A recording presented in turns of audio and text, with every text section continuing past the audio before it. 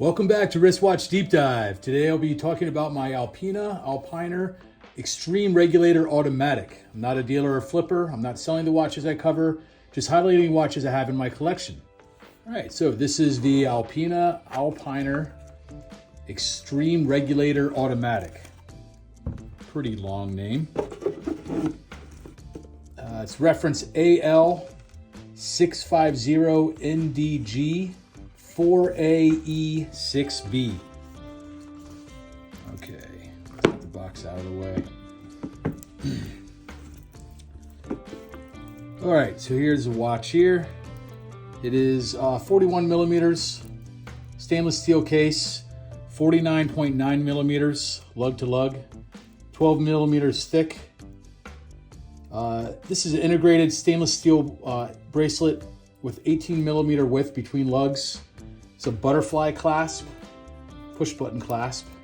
And one side goes first and the other side there. You push these two spring release buttons to release the clasp. The bracelet does away with first link, which often forces a case to be wider. To ensure plenty of flexibility and comfort, Alpina has opted for transverse links with a wider, slimmer central link. So that's what you're seeing in the bracelet here. So movement, it's an in-house AL650 with 31 joules. It's an in-house movement, but it's technically based on a Solita 461 TAC 1 movement. 38-hour power reserve, scratch-resistant sapphire crystal, and try to get it zoomed in just right here. It has a blue triangle pattern textured dial with gray subdials. The triangle pattern draws inspiration from the brand's logo, which is a triangle, as you can see there. And you know what I'll do is I'll move the minute hand out of the way so you can see the logo. There we go.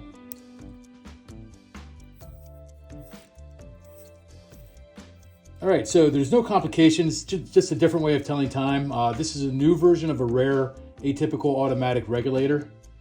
To my knowledge, Alpina is the only brand that still makes this movement, or at least the way that a wristwatch that tells time this way. Screw down crown, as I already showed you, and sapphire crystal display case back. And there she is there. See the movement moving around there. Green lume on the hands and indexes.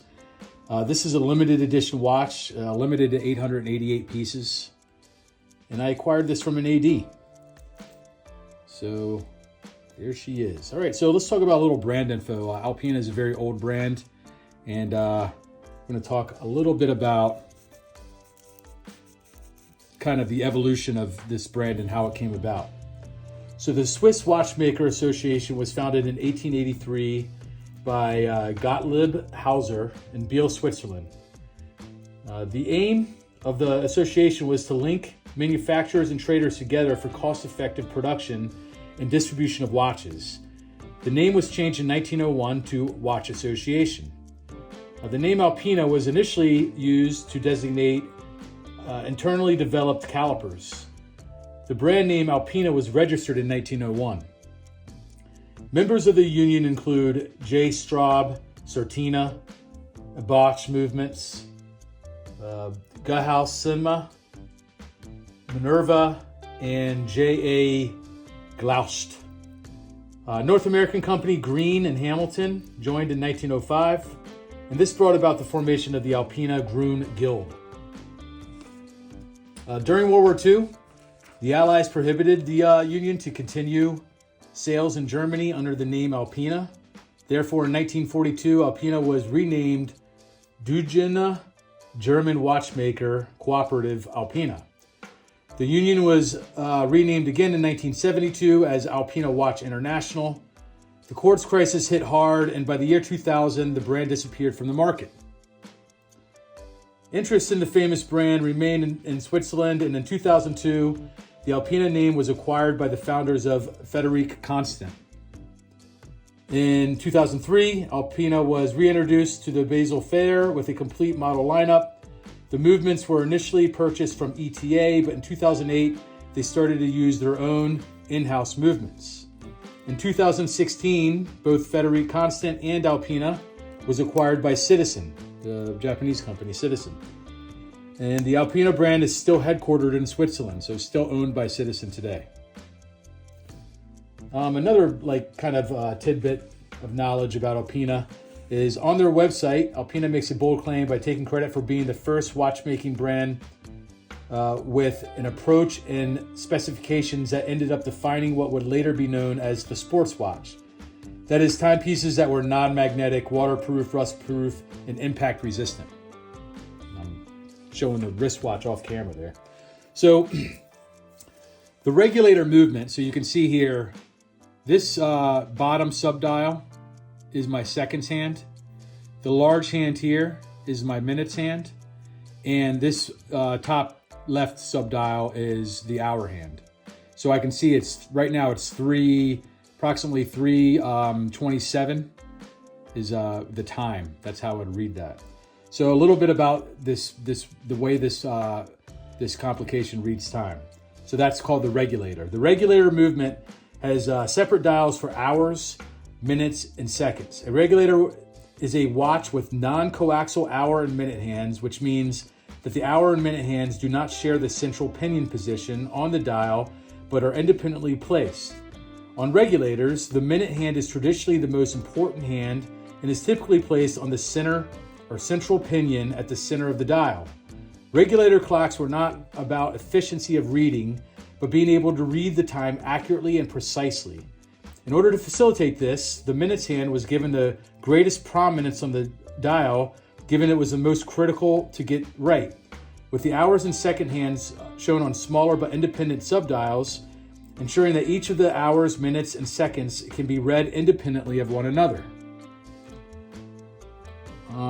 They were a trusted marker, which people repairing or manufacturing watches or clocks could set the time, and crucially, one that everyone could see clearly from anywhere within the workshop. The concept of the regulator clock started to appear in England in the 1700s, and by the late 1800s, the regulator clock was common across railroad stations in the United States. Employees used the regulator clock to synchronize their personal watches so that everyone was working on the same time. So they're kind of an important thing. Now, important to note that it's for efficiency. You know, typically you wouldn't see this and immediately say, "Oh, it's 3:30." A normal way of telling time is for efficiency, but this is for accuracy, right? All right, so not much else to say. I showed the wrist shot. So why I chose this brand? I like the unique way this watch tells time, the shape of the case, and the way the integrated bracelet feeds into the case. It's kind of an homage to the AP Royal Oak, which I'm not typically huge in homage brands or models, but I mean, this is very cool. I love the way that I love that regulator way it tells time. I don't have any other watch like that. Have been asked in passing if this was an AP, which is pretty interesting. And, I like the color combination too. I'm a sucker for blue dial watches, and I like the two-tone on the dials. Okay, the box here. So typical, and I keep saying that in my videos, I notice, but you have the box, the papers are here, the authenticity cards. This is about a normal size box that you would see. And then it has this leather box here, the pillow and my pins and extra links that I took out because my tiny wrists. Nothing special about the box, but there she is. Okay, I'll do a lume shot real quick. Get the lights. Charge her up. There she is. So, green lume, which I think it would have been cooler based on the blue dial to have blue lume. But there she is. Now, I will say the lume is bright.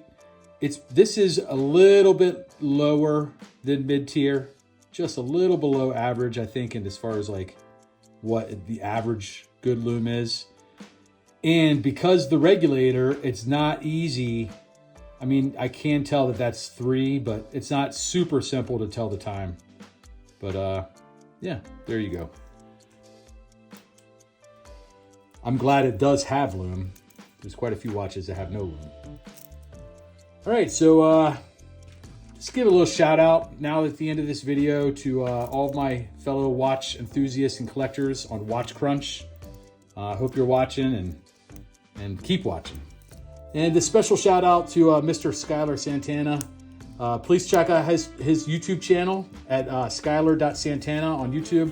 Tons of great content regarding everything watch related, and it's a really cool channel, and he talks about collecting and all kinds of different cool things, so check him out. Feel free to email me with any questions, comment on this video, and my email is wristwatchdeepdive@gmail.com. And thanks for watching. I'll see you next watch.